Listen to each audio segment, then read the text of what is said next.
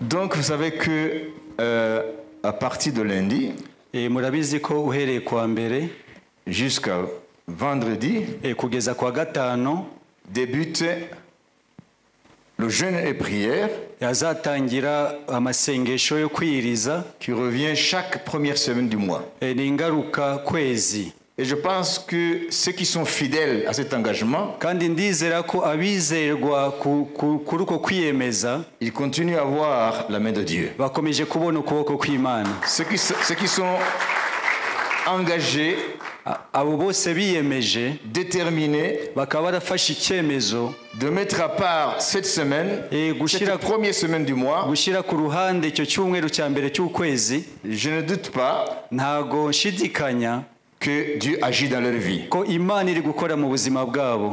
Alléluia. Amen. Qui peut tester de cela? Qui peut attester de cela? Ninde wahamiriza ibyo? Autrement, on serait en train de prier une idole. Atari ibyo tuba turi gusenga ikigirwamana. Les Baals. Ou d'autres dieux qui ne le sont pas. cyangwa ibindi bigirwamana bitariho. Mais si nous nous engageons dans la prière, jeûne et prière, ariko niba twiyemeza gusenga no kwiriza en cherchant le Dieu vivant, mu gushaka Imana nzima, lui-même a dit qu'il se serait trouvé. yo ubwayo yavuze ko izabonwa. Amen. Amen. Si vous me cherchez de tout votre cœur, nimushaka mukashaka umutima wose, alléluia, amen, vous me trouverez. muzambona. Alors, je me tiens ici maintenant rero mpagaze hano nonaha pour vous donner l'objectif du jeûne et prière pour la semaine qui commence. no kugira ngo mbahe intego yo kwiriza no gusenga muri iki cyumweru tugiye gutangira. Ça veut dire nous sommes dimanche, demain lundi. uyu munsi ni ku cyumweru, ejo ni kuwa mbere.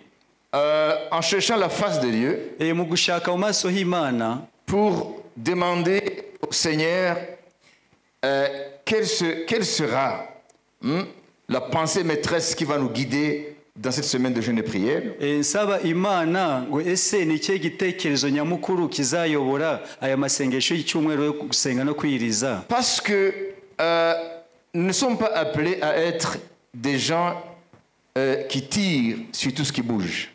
kuko ntago turi abantu bahamagariwe kurasa ikintu cyose nta ntego. On n'est pas des soldats qui tirent au hasard. ntago turi abasirikare barasa gusa nta ntego. Mais dans la prière, ariko mu gusenga, il doit y avoir un objectif. hakwiriye kuba intego. Ce n'est pas prier pour prier. ntago ari gusenga gusa byo gusenga. Autrement, si tu pries pour prier, ari ibyo ari gusenga gusa, là tu perds ton temps. uba uri guta umwanya wawe. Donc nous avons des prières qui ciblent quelque chose de palpable, de concret. rero dufite amasengesho afite intego nyayo ashingiyeho. Comment est-ce que tu sauras que Dieu a exaucé uzamenya gute ko Imana yasubije alors que tu n'as pas eu d'objectif? kandi nta ntego wari ufite? Donc il faut avoir un objectif. rero ukwiriye kuba ufite intego. Alors puisque c'est une prière communautaire, rero kuko ari amasengesho y'itorero ryose, ce n'est pas la prière individuelle. ntago ari amasengesho y'umuntu ku giti cye. Je sais que tu en as. ndabizi ko uyagira. Chaque vrai chrétien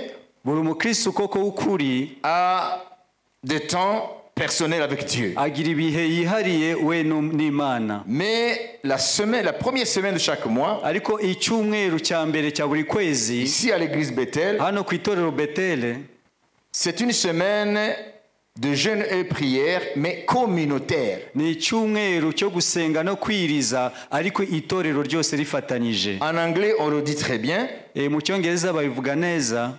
It's a corporate prayer. ni amasengesho aho abantu bahuza umutima.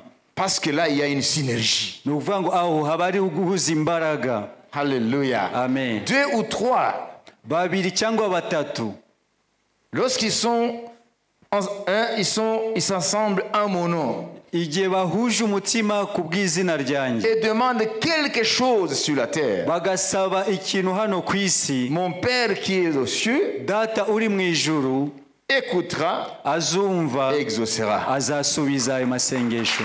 Alors quand tu lis 2 ou 3, rero iyo usomye ngo babiri cyangwa batatu, Jésus est en train de nous montrer la puissance de la prière communautaire. Yesu aba ari kutwereka imbaraga y'itorero rihagurutse gusenga rihuje. Alléluia. Amen. Quand je prie au nom de Jésus et que je suis seul, que je crois, Iyo nsenze mu izina rya Yesu ndi njyenyine kandi nkaba nkinizera. Oui, Dieu m'entend.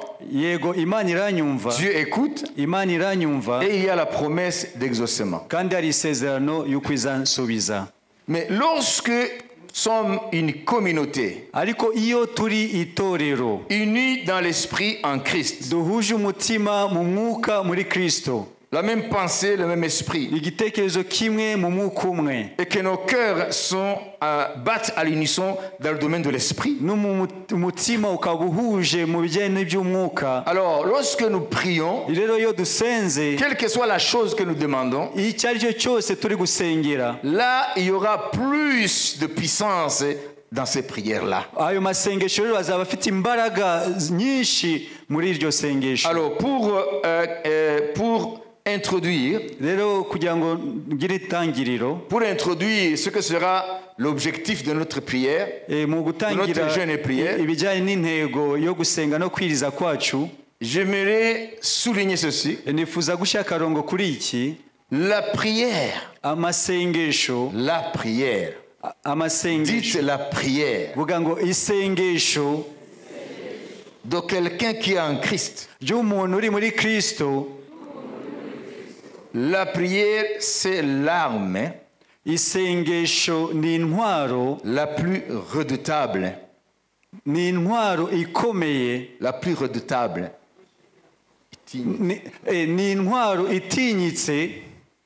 Que l'humanité ait jamais connue. La prière est l'arme la plus redoutable que l'humanité ait jamais possédée. Je vais rappeler quelque chose que j'ai dit ici il y a quelques jours. Il y a un homme de Dieu qui s'appelait John Knox, qui était un Écossais. Il était un Écossais.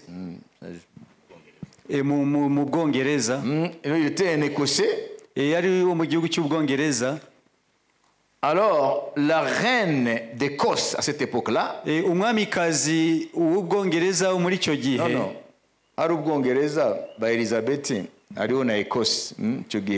l'Écosse était catholique et l'Angleterre était protestante. Donc en Angleterre, il y avait un royaume, donc il y avait une reine là-bas. Et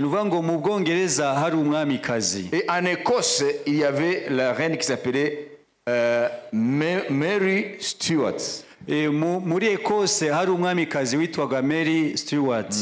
Alors, Mary Stuart, elle a dit ceci.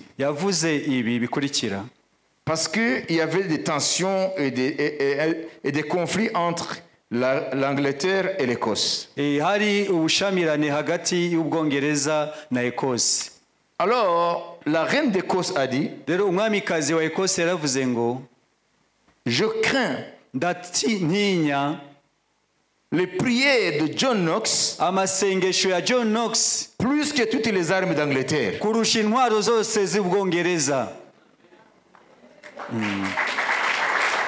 Mais acclamons Jésus. Vous comprenez? Je crains les prières de John Knox plus que toutes les armes d'Angleterre. Donc elle avait assisté au résultat qui viennent des prières de John Knox. Donc elle n'a pas dit ça au hasard. C'est qu'elle savait que lorsque John Knox se met à genoux, les choses bougent dans les lieux célestes. Alors pour faire court, parce que je suis ici pour vous donner juste les directives pour la prière communautaire, jeûne et prière communautaire qui va commencer demain lundi. ko ndi hano kugira ngo mbahe icyerekezo kijyanye n'amasengesho y'itorero tuzatangira kuwa mbere. Alors je vous amène avec moi dans le livre d'Exode. Reka dusome mu Kuva Exode 33. 33 33, 14, 19. 33 14 19. Aramusubiza ati ubwanjye nzajyana nawe nkuruhure. Mose aramubwira ati ubwawe nutajyana natwe ntudukure ino. Kizamenyekanya yuko njye n'ubwoko bwawe twakugiriye umugisha n'iki? Si uko ujyana natwe bigatuma njye n'ubwoko bwawe dutandukanywa n'amahanga yose yo mu isi. Uwiteka abwira Mose ati n'icyo uvuze icyo ndagikora, kuko wangiriyeho umugisha nkakumenya izina. Aramubwira ati nyereka ubwiza bwawe burabagirana.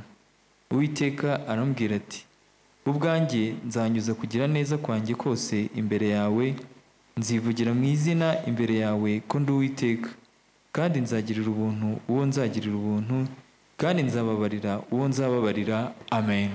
Amen. Amen. Amen. Alors je vais insister sur quelques mots. Ndatinda gusa ku magambo make. Moïse dit, comment sera-t-il donc certain, au verset 16, que j'ai trouvé grâce? Ariango kugira umugisha n'ubuntu. Donc, comment sera-t-il donc certain que j'ai trouvé grâce à tes yeux, moi et ton peuple? Ne serait-ce pas quand tu marcheras avec nous et quand nous serons distingués, moi et ton peuple, de tous les peuples qui sont sur la face de la terre? Ikizamenyekanye yuko jye n'ubwoko bwawe twakugiriyeho ubuntu n'iki? Si uko ujyana natwe bigatuma jye n'ubwoko bwawe dutandukanywa n'amahanga yose yo mu isi. Amen. Amen. Hein? Moïse est en train de dialoguer avec Dieu. Mose ari kuganira n'Imana. Il dit alors, si nous avons trouvé grâce à tes yeux, niba twakuboneyeho ubuntu, si nous avons trouvé grâce à tes yeux, niba twabonye ubuntu imbere y'amaso yawe. Amen. Donc il faut marcher faut marcher avec nous, au milieu de nous. Ni byiza nuko wagendera hagati yacu. Avec nous. Ukagendana natwe. Alors le verset 18. Umurongo wa 18. Dieu, après avoir répondu à Moïse, Imana imaze gusubiza Mose. Amen. Alléluia. Amen. Je ferai ce que tu demandes. Nzakora icyo wansabye. 17. 17. Uwiteka abwira Mose ati n'icyo uvuze ndagikora. Car tu as trouvé grâce à mes yeux. Kuko wangiriyeho umugisha. Uko wangiriyeho ubuntu. Et je te connais par ton nom. Nkakumenya izina. Alors, dans une minute, je termine par ceci. Moïse a une mission qui n'est pas facile. Mose afite umurimo utoroshe. Dieu l'appelle Imana iramuhamagara pour conduire ce peuple qui vient de délivrer de l'Égypte kugira ngo ayobore ubwoko yari maze kubohora ibavana muri Egiputa et le faire entrer dans la terre promise. No kubinjiza mu gihugu cy'isezerano. C'est un peuple qui n'est pas facile à diriger. Ni ubwoko bwari butoroshe kuyobora. Dieu lui-même dit c'est un peuple au cou roide. Imana yo ubwayo yavuze ngo ni ubwoko butagonda ijosi. Alors Moïse sait que c'est difficile de conduire ce peuple. Mose yarazi ko ari ubwoko bugoye kuyobora. Ça c'est le premier défi. Icyo ni ikinyuza cya mbere. Donc c'est un peuple contestataire. Ni ubwoko buhora buhangana. 2. Icya kabiri. Il doit mener plusieurs guerres contre les nations païennes pour faire entrer ce peuple dans la promesse. Ça veut dire la terre promise. Yagomba kurwana n'amahanga menshi ari imbere yabo kugira ngo babashe kwinjira mu gihugu cy'isezerano. Alors Moïse se voit impuissant. Rero Mose abona ko nta mbaraga afite imbere yabyo. Moi je ne suis pas à la hauteur de ces défis-là. Avuga ngo njyewe sinshobora guhagarara imbere y'ibyo. Je ne peux pas relever ces défis. Ntago nabasha guhagarara imbere y'icyo. Ce peuple est compliqué. Ubu bwoko buragoye. Et ces peuples païens qui sont devant nous. Nari amahanga y'abapagani ari imbere yacu. Les Cananéens. Abanyakanani. Ils sont forts, ils sont puissants, ils sont très armés plus que nous. Na abanyimbaraga bafite intwaro kuturusha. Alors il dit Seigneur Dieu. Maze aravuga ngo Uwiteka Mana. Si tu ne marches avec nous. Utagendanye natwe. Ne nous fais pas partie d'ici. Ntutume tuva hano. Ça, c'est de l'humilité. uko ni uguca bugufi. Alors, il dit, si nous avons trouvé grâce à tes yeux, Ava niba koko twakuboneyeho ubuntu mu maso yawe, marche avec nous. gendana natwe. Et Dieu lui répond. Imana Suivez très iramusubiza. bien, vous allez comprendre. Mukurikire neza muraza Dieu gusobanura. lui répond. Imana iramusubiza. Moïse, Mose, tu as trouvé grâce à mes yeux. wagiriye ubuntu imbere y'amaso yanjye. Alors, Rero ce que tu demandes, je vais le faire. icyo usabye ndagikora. Alors, Moïse, dans sa requête, il passe à la vitesse supérieure. Mose rero mu gusenga kwe, mu gusaba kwe, yongeraho indi Il ntambwe. ne s'arrête pas là. Ntabwo yagarukiye aho. Alors, il demande autre chose. Yongera asaba ikindi kintu. Pourquoi? Kubera iki? Parce qu'il a la certitude qu'il a trouvé grâce aux yeux de Dieu. Kuko azi neza ko yagiriye ubuntu mu maso y'Imana. Donc, il est accepté par Dieu. Rero yemewe n'Imana. Alors, il demande quoi? Niki rero yasabye? Au verset 18. Ku murongo wa 18 Éternel, avuga ngo Uwiteka, fais-moi voir ta gloire. nyereka ubwiza bwawe. Alléluia. Amen. J'aimerais voir vos visages rayonner de la gloire de Dieu. Nagira ngo mu maso yanyu mureta mucya, Fais-moi voir ta gloire. unyereke ubwiza bwawe. Vous voyez, quand nous sommes sûrs que nous avons trouvé grâce aux yeux de Dieu, Iyo tuzi neza ko twagiriye ubuntu mu maso y'Imana, nous ne sommes pas gênés de demander ce qui est sur notre cœur. ntago tubangamirwa no kugira icyo dusaba kiri mu mitima yacu, Parce qu'il n'y a pas de doute kuko nta gushidikanya dans nos prières. mu masengesho yacu. Alors vous savez, Rero murabizi, comme Moïse, nka Mose, toute proportion gardée, neza neza nk'uko Mose byagenze. toute proportion gardée, ça veut dire tutavuga ko ibyo we ibyari muhagaze imbere bihwanye n'ibituhagaze imbere, ariko hari ikintu bihuriyeho. C'est ça en fait. Ça veut dire toute proportion gardée.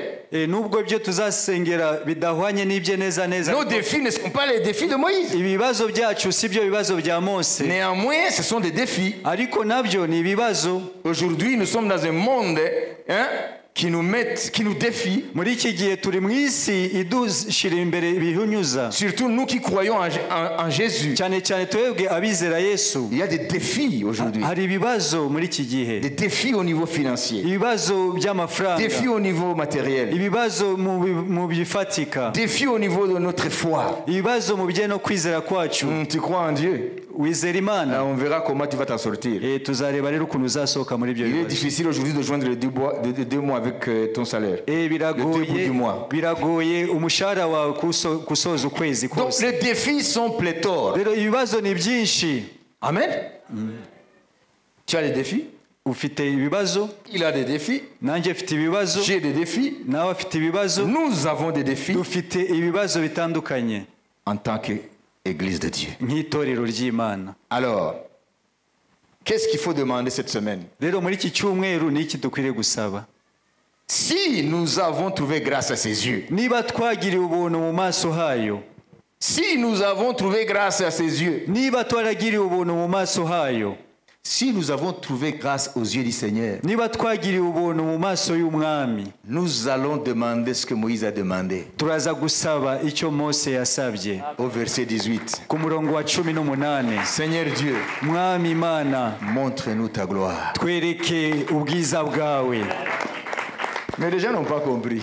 Abantu ntabwo bumvise, Ils comprennent pas ce que je dis. ntabwo basobanukiwe ibyo mvuze. Je répète. Ndasubiramo. Si nous avons trouvé grâce aux yeux du Seigneur, Niba twagiriye ubuntu mu maso y'Umwami, c'est la condition sine qua non. nicyo gisabwa cyonyine. Si nous avons trouvé grâce aux yeux du Seigneur, Niba twagiriye ubuntu mu maso y'Umwami en tant qu'Église, nk'itorero rye, alors rero nous allons demander cette semaine, turaza gusaba muri iki cyumweru, Exode 33, 18. kuva 33:18. Alléluia. Amen. Fais-nous voir ta gloire. Twereke ubwiza bwawe.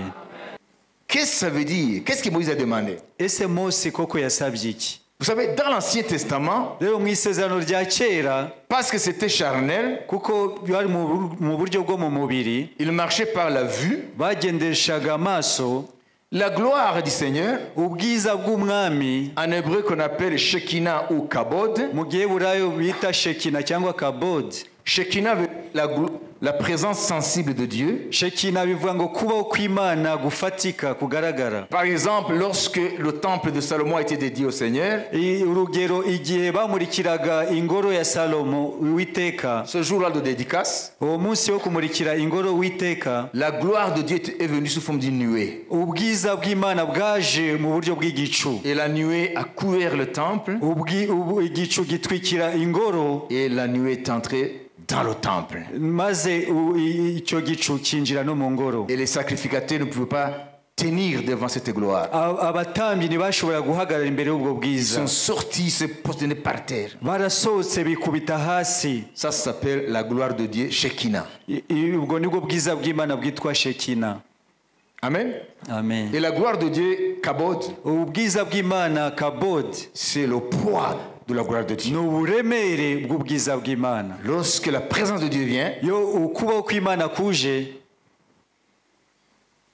elle est tellement lourde kuba kuremereye que l'homme ne peut pas tenir sur ses pieds. ku buryo umuntu adashobora guhagarara ku maguru ye. Donc, dans l'Ancien Testament, Mu isezerano rya kera, Moïse a demandé de voir cette gloire avec les yeux. Mose yasabye kubona ubwo bwiza n'amaso ye. Et dans le Nouveau Testament, Rero mu isezerano rishya, la nouvelle alliance dans laquelle nous sommes aujourd'hui, ari ryo sezerano turimo uyu munsi, jusque maintenant, nous ne marchons plus par la vue, kuko tutagendesha noneho amaso, mais par la foi. ahubwo tugendesha kwizera. Ce qui était charnel pour eux est spirituel pour nous. Ibyari ibyo mu buryo bwo mu mubiri kuri bo, kuri twebwe ni mu mwuka. Alors, qu'est-ce que ça veut dire aujourd'hui? Montre, fais-moi voir ta gloire. Rero uyu munsi kuvuga ngo nyereka ubwiza bwawe bisobanuye iki? Ça veut dire quoi? Bisobanuye iki? Ça veut dire il faut voir ce que Moïse a vu avec ses yeux. Ese bisobanura kubona ibyo Mose yabonyesheje amaso ye? Alors, pour terminer, afin que tu comprennes, Rero kugira ngo ubisobanukirwe, nous allons aller dans Jean chapitre 11. tugiye kujya muri Yohana igice cya 11. Amen. Amen. Si tu aimes la parole de Dieu. Niba koko ukunda ijambo ry'Imana.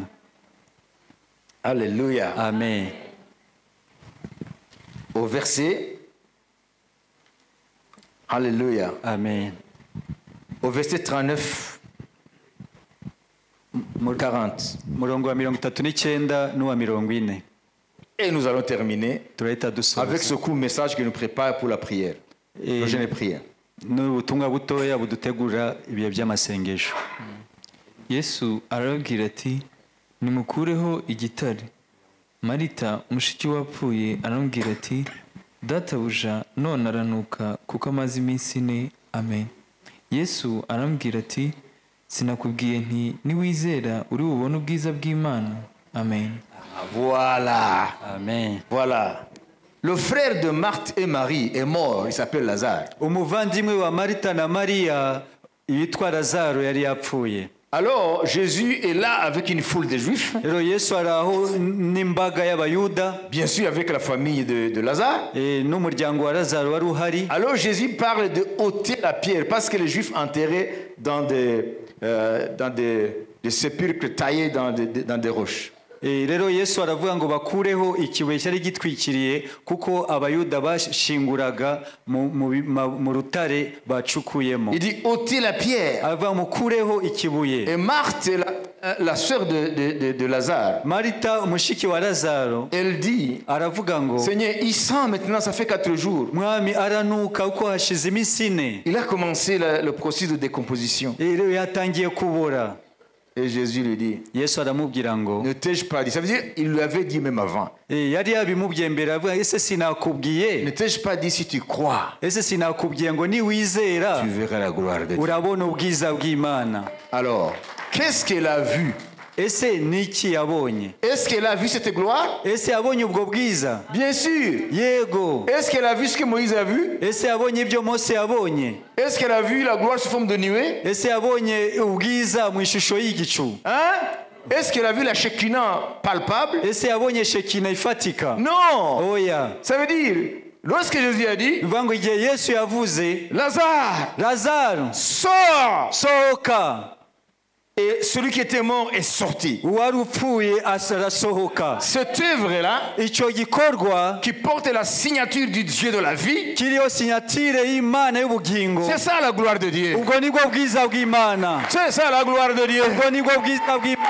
Alors cette semaine de jeûne et prière, Cette semaine de jeûne et prière, rero iki cyumweru cyo gusenga no kwiriza du 4 mars jusqu'au 8, kuva tariki enye kugeza ku munane, du 4 au 8 mars, tariki enye kugeza umunane z'ukwa gatatu, lundi jusqu'à vendredi, kuva kwa mbere kugeza kwa gatanu 2024, 2024, nous allons passer à la vitesse supérieure de la foi. turaza rero gutera indi ntambwe yo kwizera. Si nous avons prié les mois passés, Niba twarasenze amezi yatambutse, le temps est grave. ibihe birakomeye, Nous avons besoin de voir la gloire de Dieu. dukeneye kubona ubwiza bw'Imana. Alors nous avons compris maintenant. Donc du 4 au 8 mars 2024, kuva tariki enye kugeza tariki umunane z'ukwa gatatu 2024, nous allons passer à la vitesse supérieure dans le domaine de la foi. rero turaza gutera indi ntambwe mu bijyanye no kwizera. Alors nous allons demander au Seigneur Rero turaza gusaba umwami de nous faire voir sa gloire. itwereke ubwiza bwayo, Parce que nous avons compris kuko twasobanukiwe la gloire dans la nouvelle alliance. ubwiza bwo mu isezerano rishya. Ça veut dire l'alliance dans laquelle nous sommes. Ni ukuvuga ngo isezerano turimo uyu Ce munsi n'est pas voir avec nos yeux charnels la nuée, ntabwo ari ukubonesha amaso yacu igicu, mais c'est voir des œuvres grandioses de Dieu s'opérer sous nos yeux. ahubwo ni ukubona imirimo ikomeye y'Imana ikoreka imbere y'amaso yacu. Si nous avons trouvé grâce à ses yeux, Niba koko twagiriwe ubuntu imbere y'amaso hayo, c'est le moment de ne plus demander avec parcimonie. ni igihe cyo kutongera gusenga dusaba utuntu duto. Hein? On ne va plus être chiche dans nos prières. Ntabwo tongera kuba kwitinya mu gusenga. Fini. Oya, Nous allons demander de grandes choses. ahubwo turaza gusenga dusaba ibintu bigari. Si nous avons trouvé grâce à ses yeux, Niba twagira ubuntu mu maso hayo, c'est la seule condition nicyo gisabwa cyonyine pour que Dieu kugira ngo Imana nous dise, itubwire, je ferai ce que vous demandez. nzakora ibyo mwansabye. C'est ce qu'il a dit à Moïse. Nicyo yabwiye Si Mose. quelqu'un trouve grâce aux yeux de Dieu, Ugiriye ubuntu mu maso il y'Imana, n'y a pas de limite à sa demande. nta mbago ziba zihari mu byo asaba, Il n'y a pas de limite à sa prière. nta mbago ziba zihari mu masengesho ye. Mais aujourd'hui, Ariko uyu munsi nous avons des problèmes, nous sommes tombés dans la routine au niveau de la foi. dufite ikibazo ko twinjiye mu mihango n'imigenzo mu bijyanye no kwizera. Alors cette semaine, Rero iki cyumweru Dieu va nous guérir. Imana iraza Il va kudukiza, guérir notre cœur iraza gukiza imitima yacu, de l'esprit religieux, umwuka w'idini de la routine, de n'akamenyero la tradition. n'imihango n'imigenzo. Nous allons Turaza passer à un niveau supérieur. kwinjira mu yindi ntambwe. Si nous avons trouvé grâce aux yeux de Dieu, Niba twagiriwe ubuntu mu maso y'Imana, il n'y a pas de limite à notre prière. nta mbago zihari mu masengesho Nous yacu. allons demander au Seigneur, Turaza gusaba umwami, montre-nous Seigneur ta gloire. twereke mwami ubwiza bwawe. Et qu'est-ce qu'il va faire? Noneho n'iki izakora? Dieu va faire des œuvres, Imana iraza gukora imirimo, des actes ibikorwa qui portent sa signature. bigaragaza ko ariyo yabikoze Dans ta vie, mu buzima bwawe, dans ma vie, mu buzima bwanjye, dans ta famille, mu muryango wawe, dans la maison de Dieu. mu nzu y'Imana. Dieu va faire des choses Imana iraza gukora imirimo qui s'appellent, yitwa qui feront éclater sa gloire. bizamenyekanisha ubwiza bwayo. Alors notre prière cette semaine, Rero amasengesho yacu iki cyumweru, l'objectif du jeûne et prière de cette semaine, intego yo kwiriza no gusenga kwacu iki cyumweru, lundi 4 jusqu'à vendredi 8 tariki enye kugeza umunane mars ukwezi kwa gatatu 2024, 2024. nous allons d'abord nous poser cette question. Mbere na mbere tuzibaza iki kibazo. Toi, tu vas te poser cette question. Wowe uraza kwibaza ikibazo. Est-ce que j'ai trouvé grâce à ses yeux? Ese koko nagiriwe ubuntu imbere y'amaso hayo? Ese nagiriwe ubuntu imbere y'amaso yayo?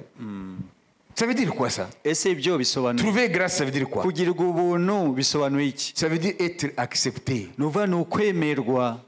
Amen. Amen. Est-ce que Dieu m'accepte? Ese Imana iranyemera? Alors si Dieu t'accepte Rero Imana nibikwemera en Christ, muri Kristo, parce qu'en dehors de Christ, personne ne peut être accepté. kuko hanze ya Kristo nta muntu ushobora kwemerwa. Si Dieu m'accepte, Imana nibe inyemera. c'est ça l'expression trouver grâce à ses yeux. Rero nicyo iryo jambo risobanura kugirirwa ubuntu mu maso Alors si j'ai hayo. trouvé grâce à ses yeux, Rero niba nagiriwe ubuntu mu maso hayo, alors tu vas passer à la vitesse supérieure rero urahita utera indi ntambwe. par rapport à ce que tu as l'habitude de demander.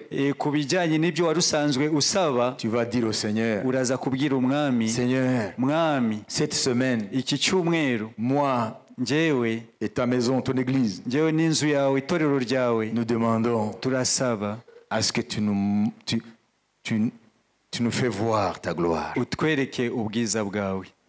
Et Dieu sait ce que tu demandes. Imana izaba izi ibyo uri gusaba. Dieu sait ce que nous demanderons. Imana izi ibyo dusaba. En disant, montre-nous ta gloire, fais-nous voir ta gloire. Mu kwibwira ngo twereke ubwiza bwawe. Il sait Izi neza que nous sommes en train de lui dire, ko turi kuvuga fais des choses, kora imirimo, fais des œuvres kora ibikorwa que nul ne peut se les attribuer. ko ibikorwa nta n'umwe wabyitirira, Que c'est Dieu qui l'a fait. ko ari Imana yabikoze. Alors, pour terminer, Rero mu gusoza je souhaite à chaque enfant de Dieu ndifuriza buri mwana w'Imana wese de se joindre à l'église de Dieu. mu guhuza aze afatanye n'itorero ry'Imana. C'est le temps maintenant de montrer que tu es accepté de Dieu. Ni igihe noneho cyo kugaragaza koko ko wemewe. Alors tu vas demander à ce que Dieu te montre sa gloire. Aho rero niyo uzasaba Imana ikwereke ubwiza bwayo. Alors je vous souhaite une semaine Rero ndabifurije icyumweru de recherche intense de la face de Dieu cyo gushaka mu maso y'Imana avec un cœur plein de foi. n'umutima wuzuye kwizera, Et Dieu est fidèle, ko Imana ari kwizerwa, il répondra. Il répondra. Imana izasubiza. Nous verrons des actes de Dieu, Tuzabona ibikorwa by'Imana, des actes de puissance. imirimo y'imbaraga. Dieu va opérer des actes de puissance. Imana izakora imirimo y'imbaraga. À Jésus toute la gloire. Icyubahiro cyose ni cya Yesu. Que Dieu vous bénisse. Imana ibahe umugisha. Amen. Amen.